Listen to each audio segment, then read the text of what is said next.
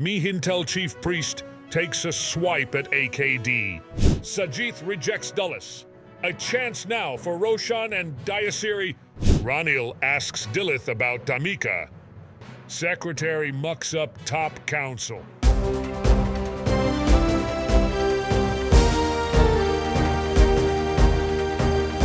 The leader, දේශයට මග කියන ප්‍රවෘත්ති පෙළගැස්ම.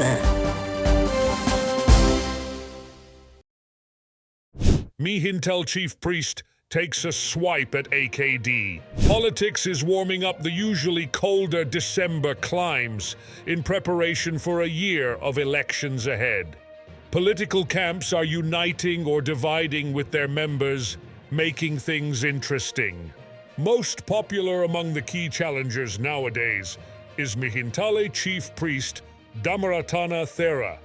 Judging by the constant supply of voice cuts given by the Thera, even an infant can understand that he supports Sajith Premadasa after launching a scathing attack on President Ranil Wickremesinghe in the past few days. He is now taking Sajith's rival AKD to task. Dhammika Thera recalled how the NPP leader threw away a blessing thread, or a Pirith Nula according to Sinhala vernacular. He had bound around AKD's wrist immediately upon leaving the temple some years ago. That happened soon after he became leader of the party, said the Thera in an interview with Truth with Chamuditha YouTube channel. That's their way. They are non-believers. They don't practice a religion. Don't mind them, he has told those who informed him about what had happened to the blessing thread. However, the priest should be respected for openly supporting Sajith. That is not prohibited. It is also evident that racist religious lines are being taken to target the Sinhala Buddhist voter base. Sajith rejects Dullas. A chance now for Roshan and Dullas. Political alliances are being formed while some are being dissolved, with elections at hand. Last week's Anida newspaper carried a banner headline about a broad opposition alliance being discussed. It said a SJB-led alliance will have Dylan, Godahewa, GL and Jayasamana in its fold. Charitha Herath and some others are to ally with the hope of securing its deputy leadership for Dullas. Disagreements over an alliance between the SJB and Dullas Alahaparuma's FPC are making rounds as well. Dullas asked for a meeting on Sunday and was invited along with GL to talk with SJB leader Sajith and General Secretary Madhuma Bandara. But FPC's Jayasumana too was present, and Sajith asked Sujiwa Senasinghe to attend to balance the numbers. The main topic at the meeting was the deputy leadership of the proposed alliance. Jayasumana wanted it for the FPC. That cannot be done now. Even Dullas and Roshan could join us. Many others are hoping to follow them. So if we say Dullas will be the deputy leader, they will hesitate.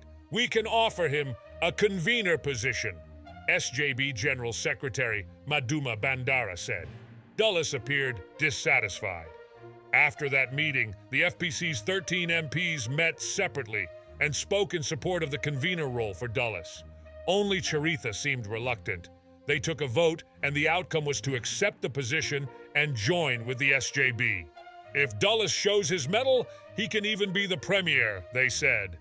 Dullas is of the view that the Ranil Rajapaksa clan cannot be defeated without the support of the JVP. He proposed that party, too, to be included in the anti-government campaign. But no agreement was reached. One said, "We cannot go on like this. Others cannot be treated unjustly. Best thing is to dissolve the FPC.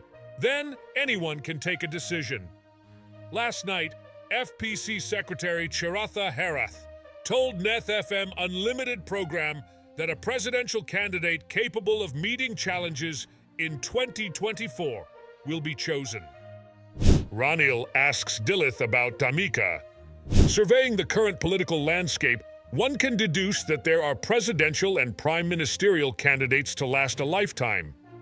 Roshan, Sajith, AKD, Dilith, Dhammika, Fonseca are all presidential hopefuls. One of them was there last Thursday at Hotel Hilton, where both Ranil and Mahinda were present. The occasion was the wedding of State Minister Anuradha Jayaratne's brother-in-law. That was none other than entrepreneur Dilith Jayawira.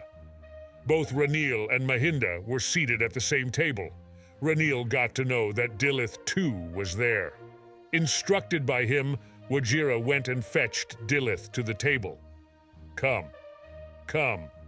The former president and the current president both are here. We did not have a would-be president, said Ranil, telling Dilith to sit near him. Mahinda smiled. Sir, he is a close relative of mine, Wajira quipped in earning a brownie point. During a long chat, Ranil suddenly asked Dilith, "What happened to Dhammika?" Everybody laughed at that. Where is Dhammika? He was one of the top hopefuls. Why did Ranil inquire from Dilith about him? Was it a signal? There is something to think about. Secretary mucks up top council. There is talk that the secretary of an important council in Parliament is making a big mess of things. He was in a top position in the previous Parliament and then got appointed to this council. In addition to writing official letters, he should also advise the head of the council. Instead of doing that, he is said to confuse everything. Recently, he created two big issues which were resolved only after the big boss at the Attorney General's department was summoned before the council. This secretary does not sign the letters he prepares, but gets the council's chief to place his signature.